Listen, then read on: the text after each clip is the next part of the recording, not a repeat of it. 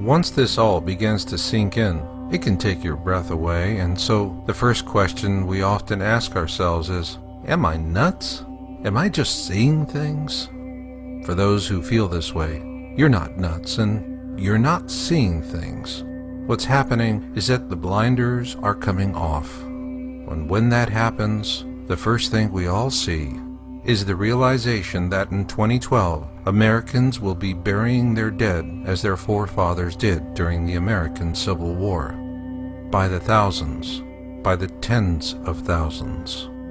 But that was then, and at that time our government was far less capable of dealing with tragedies like this. After all, times change, don't they? We would all like to think that our governments can save all of us, but let's be practical. There are simply not enough resources to save everyone. In fact, most will be left to fend for themselves because our governments will have a higher agenda, that being to ensure the survival of our species. This is because our single greatest threat from Planet X will be the manner in which it interacts with our own sun. As Planet X approaches its closest point to the Sun, a violent cosmic duel will ensue, and it will last for many months. When that happens, our beautiful blue-green planet will be slammed by numerous perfect solar storms and cosmic lightning. In the Colburn Bible, the ancient Egyptians warn us that we will be so stricken with fear that women will become barren and men will become impotent.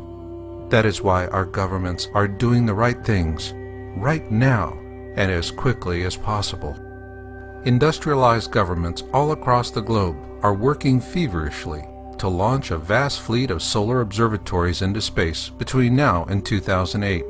A first-ever human undertaking with a sense of urgency that has not been seen since the early days of the Mercury program.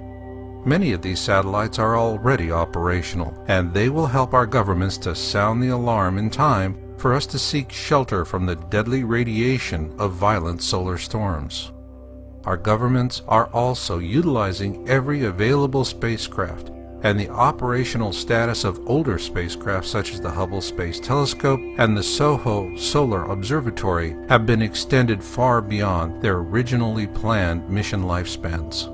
Still the same, these assets are vulnerable to violent storms as well.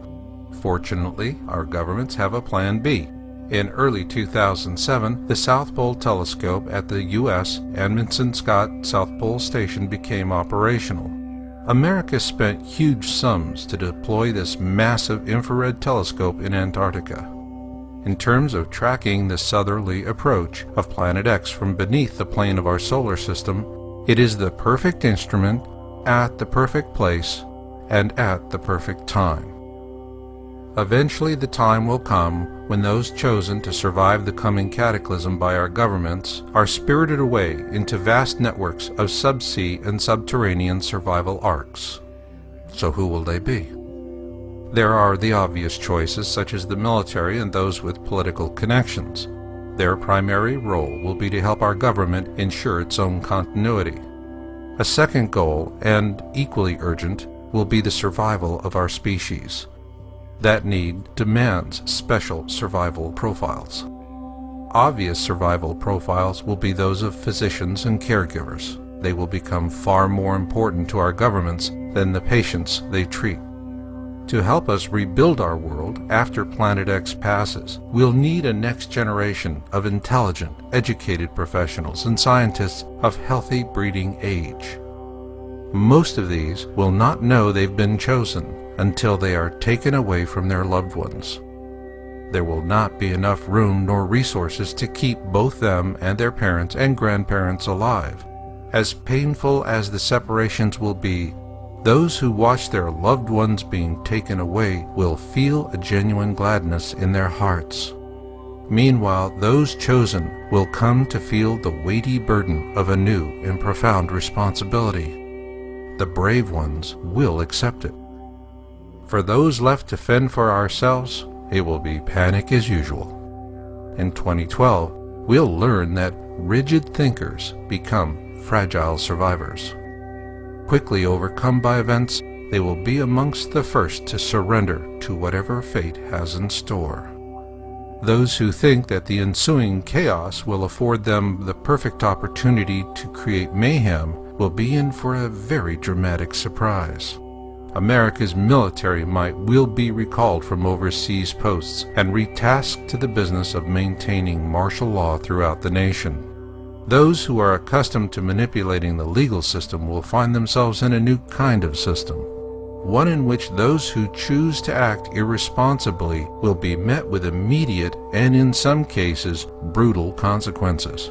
It will have to be that way.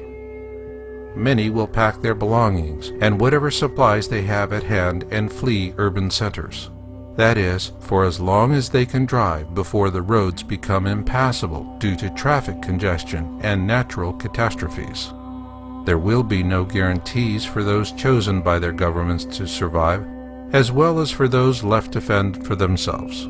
But there will be those who are prepared. They will plan their routes to safe havens long before the early signs of crisis become undeniable. Then, when the time comes, they will be prepared, and they will know how to act calmly and quickly. As they make their way to safety, they will join with like-minded others and form small survival groups, where service to others is the rule and not the exception.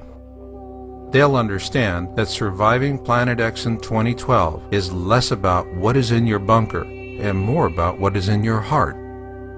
As Louis Pasteur so aptly put it, chance favors the prepared mind. To help you make the best of your chances, Planet X Forecast and 2012 Survival Guide offers practical strategies and useful how-to information. For those who shall walk this path, it has one singular goal: to help you get through the difficult years ahead. Eventually, Planet X will leave us in peace once again, and the steadfast few who have survived through a philosophy of service to others shall arise from the ruins. They will embrace this new future with humility, compassion, tolerance, and above all, love. For in the fullness of time, they shall bear witness to the marvelous rebirth of our world. And what will that look like?